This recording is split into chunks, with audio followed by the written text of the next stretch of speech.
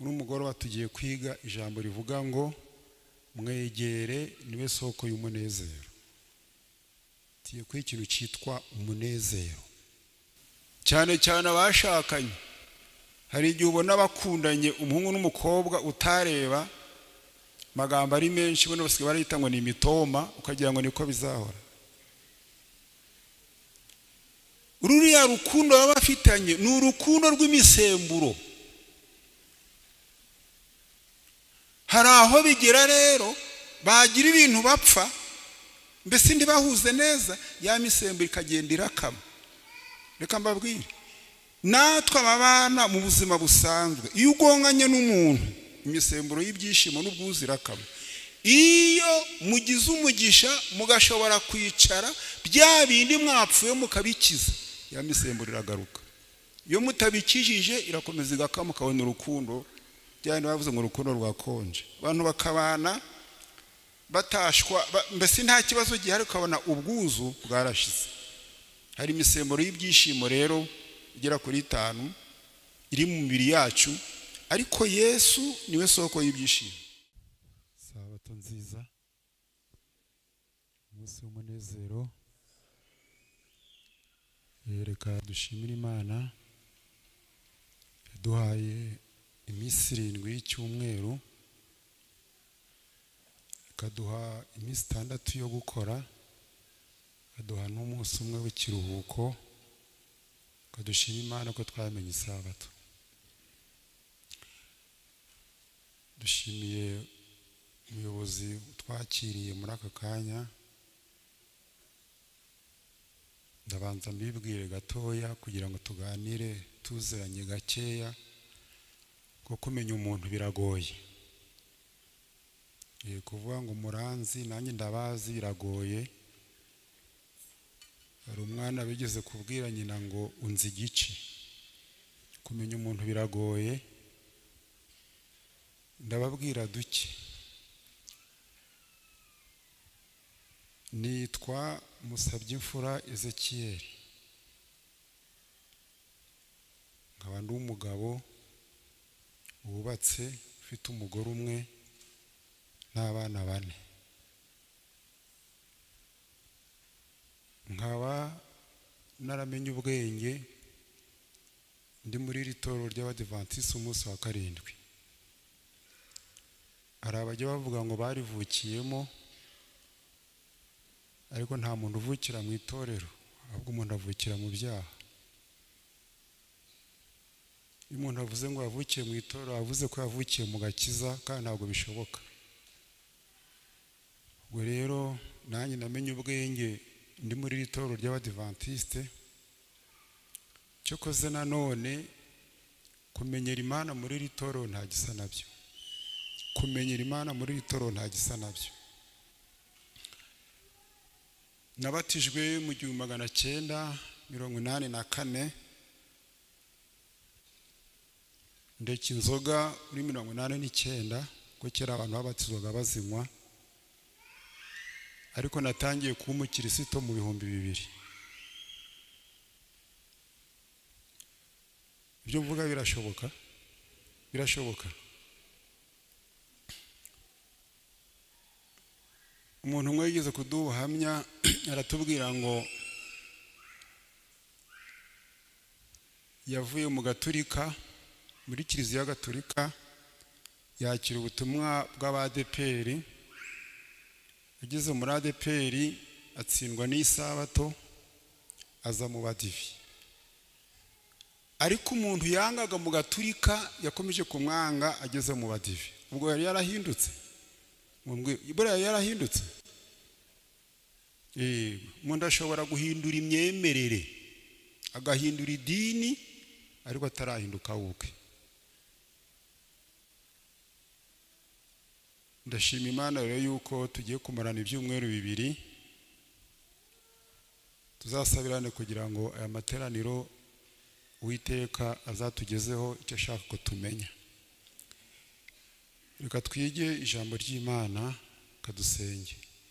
Imana ikomeye kandi Imana igira neza, tugushimiye ko twakitse imirimo tukaza gutangira isabato yawe yera, wakoze mana. Makorari amaze kuguhimbaza, tugiye kwiga ibyanditswe byera. Mwuka w'Imana dufashe kugira ngo tugire icyo dutahana mu izina rya Yesu. Mukanya ndababwiye ngo isabato nziza, muravuga ngo isoko ngo umunsi w'iki. N'umugoroba tugiye kwiga ijambo rivuga ngo mwegere niwe soko y'umunezero. Tugiye kwiga ikintu cyitwa umunezero. Abajiya bajya bavuga ngo niba unezerewe gira gute. Hano nta bajiya bahaba ngo niba unezerewe gira gute. Hari ibintu bajya bavuga batondeka, ariko tugiye kureba icyo birivuga ku byerekeranye n'umunezero. Mu mbuto z'umwuka ziri mu Bagalatiya harimo n'imbuto y'ibyishimo. Kunezerwa ni ikintu gikomeye.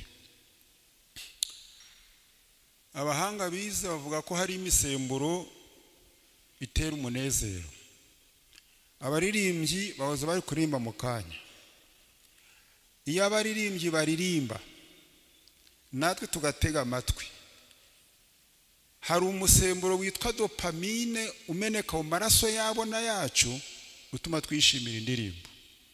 Kambaza ikibazo cy'amatsiko. Ari abaririmbyi baririmba natwe duteze amatwi, ab'indirimbo ziryohera cyane ni bande?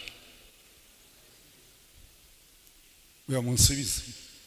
Hari abaririmbyi bari bahagaze ahangaha, ahe natwe twari duteze amatwi. Ari abaririmba n'abatega amatwi, ab'indirimbo ziryohera cyane ni bande? N'abatega amatwi. Naho bo iyo twumva indirimbo, uramunezero, biriya byishimo tugira twumva indirimbo, mu mibiri yacu hamenekamo umusemburo witwa dopamine utera ibyishimo. Hari imisemburo igera kuri 5 y'ibyishimo. Iyo umuntu amaze gukora imyitozo ngororamubiri, ibyishimo umuntu agira agiye guhura n'inshuti yarakumbuye, buri Imana ifite ukuntu yaturemye mu kwishima no kunezerwa. Ariko hari n'imisemburo ngengamubiri ibigiramo uruhare. Kamvuga akantu gatoya. Iyo abantu bakundanye bishimiranye, umwe anezerewe undi, iyo misemburo ibiri mu maraso yabo. Munkurikire. Ariko iyo bagonganye bagashwana bakagira ibintu bapfubiranaho, ya misemburo irakama. Cyane cyane abashakanye, hari igihe ubona bakundanye umuhungu n'umukobwa utareba, magambo ari menshi, bone basigaye barita ngo ni imitoma, ukagira ngo niko bizahora. Ururiya rukundo baba bafitanye ni urukundo rw'imisemburo. Hari aho bigera rero bagira ibintu bapfa, mbese ndibahuze neza, ya misemburo ikagenda irakama. Reka mbabwire, natwe ababana mu buzima busanzwe, iyo ugonganye n'umuntu, imisemburo y'ibyishimo n'ubwuzu irakama. Iyo mugize umugisha mugashobora kwicara, bya bindi mwapfuye mukabikiza, ya misemburo iragaruka. Iyo mutabikijije irakomeza igakama, ukabona urukundo, byane bavuze ngo urukundo rwakonje. Abantu bakabana batashwa, mbese nta kibazo gihari, ukabona ubwuzu bwarashize. Hari imisemburo y'ibyishimo rero igera kuri 5 iri mu mibiri yacu, ariko Yesu niwe soko y'ibyishimo.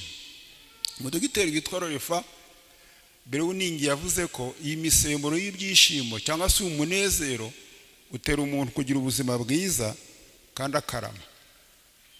Katurebe rero bimwe mu bitera umunezero. Ubutumwa bwiza bwa Yesu bwanditswe na Luka. Ubutumwa bwiza bwa Yesu bwanditswe na Luka, igice ni icya 2.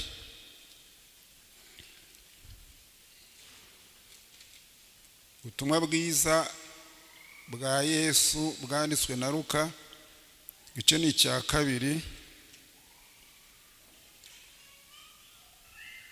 umurongo wa 10.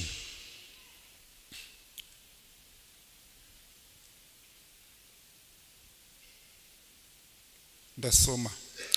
Marayika arababwira ati mwitinya, dore ndababwira ubutumwa bwiza bw'umunezero mwinshi uzaba ku bantu bose. Haleluya.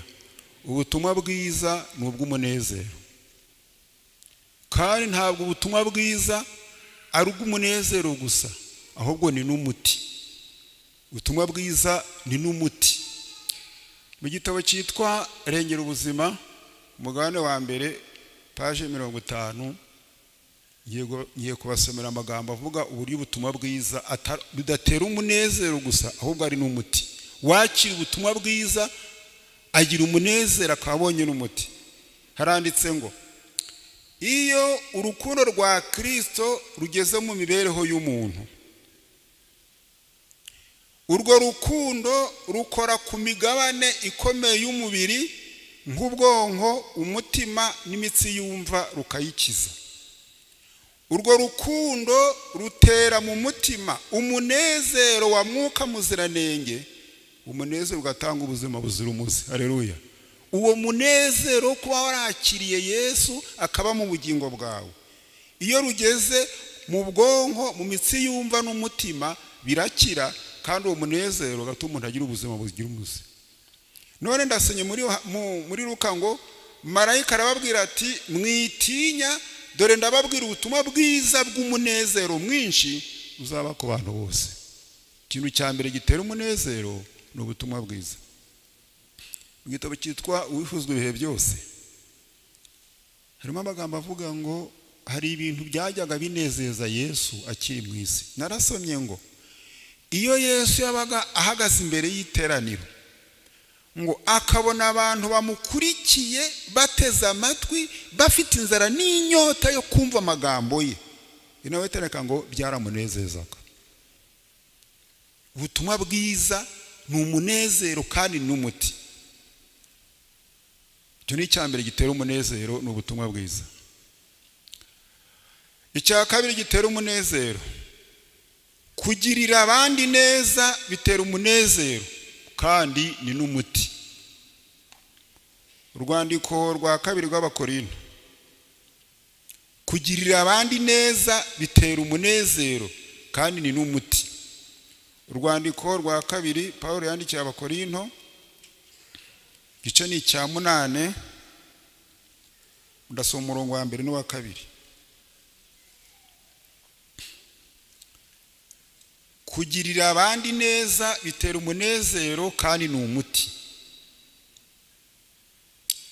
Bene data, turamenyesha ubuntu bw'Imana amatorero y'i Makedoniya yahawe, bakigeragezwa cyane n'amakuba menshi. Umunezero wabo uhebuje n'ubukene bwabo bwinshi byasesekariye mu butunzi kubw'iby'ubuntu batanze. Umunezero, ndasubiramo, bakigeragezwa cyane n'amakuba menshi, umunezero wabo uhebuje n'ubukene bwabo bwinshi byasesekariye mu butunzi kubw'iby'ubuntu batanze. Mu gitabo cyitwa Rengera Ubuzima, umugabane wa mbere, paje 127, bagiye gusobanura uburyo kugirira abandi neza bitera umunezero kandi bikaba ari n'umuti uvura. Ibikorwa byiza ni umugisha w'inkubirane, bigirira umumaro utanga n'uhabwa. Umutimanama ushinja umuntu ubugira neza n'umwe mu miti y'abarwaye indwara z'umubiri n'iz'umutima. Iyo umutima unejejwe nuko wagiriye abandi neza, ijwi igishinja kikubwira ko wagiriye abandi neza, wabafashije.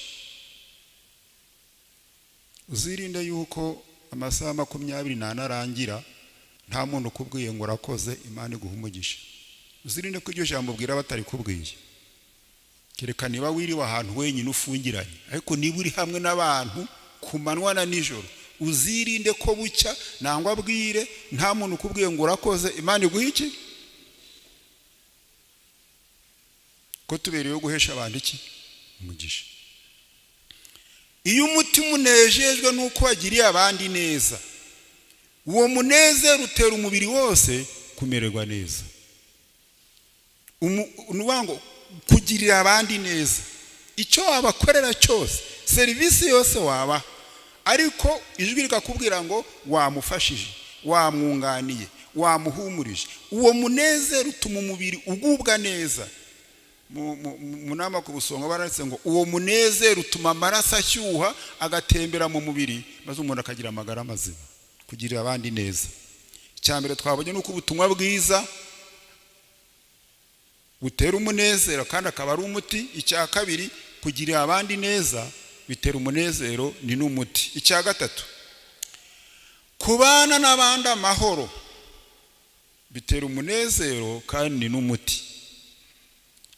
Kubana n'abandi amahoro, mu bimenyetso 7 byerekana umuntu ufite impagarike nzima. Ibimenyetso 7 byerekana umuntu muzima, umuntu ubana n'abandi neza.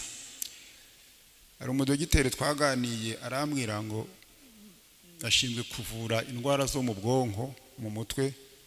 Yarambwiye ngo umuntu ukunda gushwana n'abantu, ukunda kugongana n'abantu, ukunda kugira nibazo n'abantu, bagiye kumusuzuma basanga mu mutwe yarafashwe, ntabwo bari muzima. Kubana n'abandi neza, yewe nayo yaravuze niba ari Paulo, yiri avuga ngo mugire umwete wo kubana n'abantu bose. Iki harimo ijambo umwete cyane cyane abo mu muryango. Ino bataranditse ngo abantu bakunda kugira nibazo mu miryango, ibibazo by'umuryango ngo bimeze nka kanseri imunga amagufa. Niba hari ibintu bihuta umuntu vuba akarangira, nuguhora agira nibazo n'abantu, ntabwo wagira amagara mazima ukunda kugumana n'abantu. Mu bimenyetso 7 biranga umuntu muzima ufite impagarike nzima harimo no kubana neza n'abandi. Buri umuntu ufitanye ibibazo n'abantu bapimye amaraso ukajyana muri laboratoire basanga atari mutaraga.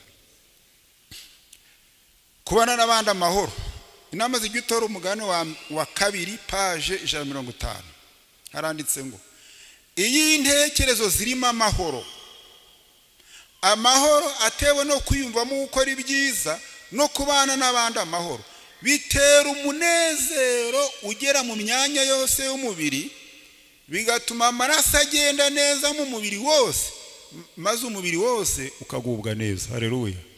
Kubana n'abantu neza, kubana n'abantu amahoro, ya misemburo y'ibyishimo iyo ari myinshi bishimiye abantu, bituma umuntu abaho akarama.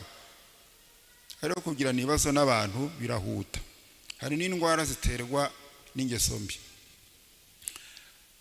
Icya kane gitera umunezero, kugendera mu kuri. Kugendera mu kuri. Urwandiko rwa 3 rwa Yohana, urwandiko rwa 3 rwanditswe na Yohana, urwandiko rwa 3 rwanditswe na Yohana. Ndasoma igice ni icya mbere,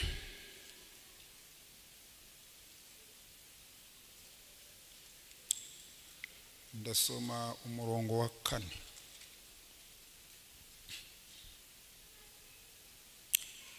Haranditse ngo nta cyantera umunezero waruta uwo kumva ko abana banjye bagendera mu kuri. Kugendera mu kuri bitera umunezero. Nta cyatera umunezero umwami Yesu kiruta kumva ko abana be cyangwa abantu be bagendera mu kuri.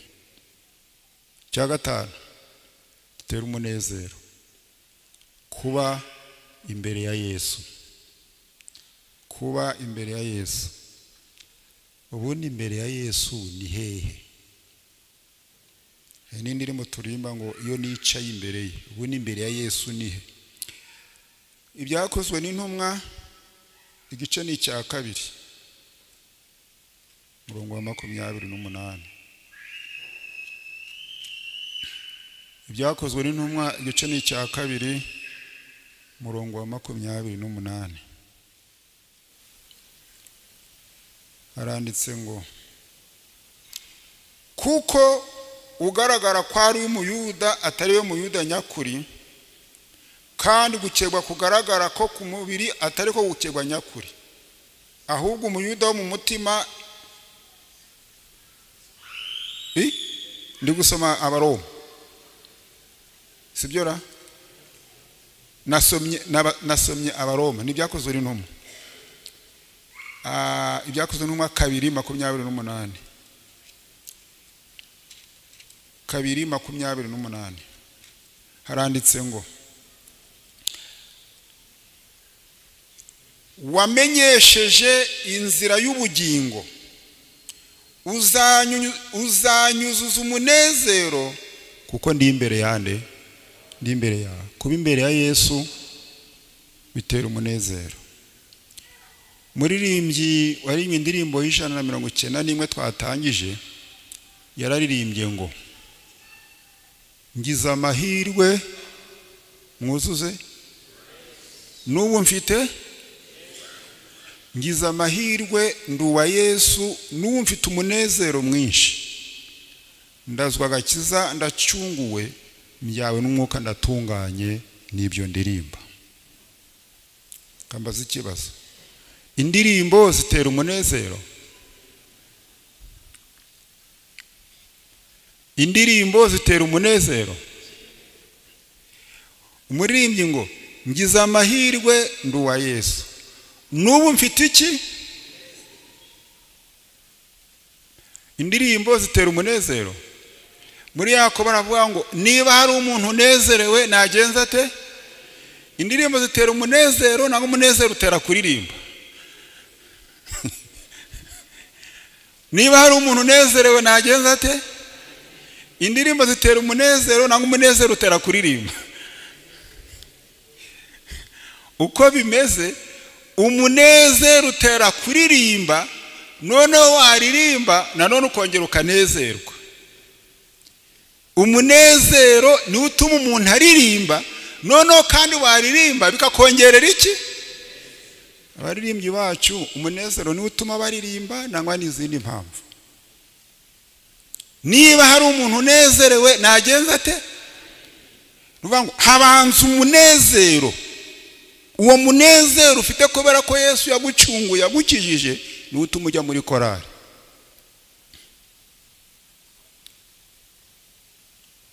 N'ubu mfite umunezero mwinshi, nibyo ndirimba, nibyo mvuga. Uwo munezero ni uririmba. Indirimbo zitera umunezero, yego, ariko umunezero nawe utera kuririmba. Byose nibyo. Wahimbye indirimbo ya 97 we yaravuze ngo twumvise inkuru nziza ko Yesu kwiza uwuhe? Twumvise inkuru nziza ko Yesu akiza. Kwiza uwo munezero, umunezero kubera ko Yesu akiza, niwo tugomba gukwiza hirya no hino. Naho uw'indirimbo ya 33 aravuga ngo ndanezerwa kagenza ate? Anyobora. Cyaduha tukajya turirimba kubera ko umunezero waduteye kuririmba. Cyane mu miryango yacu, Mwuka w'Imana aratubwira ngo mu miryango buri mugoroba hagomba kubaho igitaramo, kandi igitaramo kikayoborwa na nyururugo. Magambo aranejeje cyane. Muri mugoroba, buri mugoroba mu muryango agomba kubaho igitaramo, kandi nyururugo akaba uyobora icyo gitaramo, kikarangwa n'indirimbo n'amashimwe. Tuzabyiga muri iki cyumweru. Igitambo cya mu gitondo n'icyari mugoroba ntabwo ari kimwe, biratandukanye. Tuzabyiga mu nyandiko, ariko buri mugoroba agomba kubaho igitaramo cy'umuryango, cy'abagize umuryango, kikayoborwa na nyururugo, kirimo indirimbo no guhimbaza. Kuko rero Yesu ari utera umunezero, nta kindi kintu kibaho gitera umunezero kuruta kwakira Yesu. Kubera iki? Iyo umuntu afite umunezero utari uw'agakiza, y'ibyo bintu byamuteye umunezero bivuyeho. Umunezero uhoraho, ugumaho, ariko Yesu avaho. Umunezero dukomora kuri Yesu ntabwo uhinduka, nta n'umwe ugajuka. Reka mbifurize kwegera Yesu kuko ari we soko y'umunezero. Kandi kunezerwa ni umuti. Hari n'isomo riri mu migani rivuga ngo umutima unezerewe ni iki? Ni umuti mwiza. Kunezerwa ni umuti. Kandi kubabara no kunezerwa ni umugabane wacu. Ariko hari igihe uko Imana yaturemye umuntu ashobora kwiyubakamo umunezero bigakunda. Kubera iki? Iby'isi bishobora kudakunda, aho ukavuga uti nubwo bitameze neza hirya y'ubuzima hari ubundi, sibyo? Nubwo byanze ariko hirya y'iyi si hari indi si. Buri ikintu gituma isi dushegesha, umubabaro n'agahinda bikadushegesha, umuntu afite kwizera kurwaye. Iyo ufite kwizera kuzima wanezerwa. Paulo yaravuze ngo nimwishime iteka. Umunezero ni ikintu gikomeye mu buzima, cyane mu miryango tubamo. Iyo abantu banezerewe bagera ku bintu byinshi. Bibiliya yavuze ngo ariko umutima ubabaye utera. Imana idufashe kugira ngo Yesu wavuye mu ijuru akaza mu isi atuzaniye umunezero tumwegere, kugira ngo umunezero atanga tuwusogongereho mu izina rya Yesu.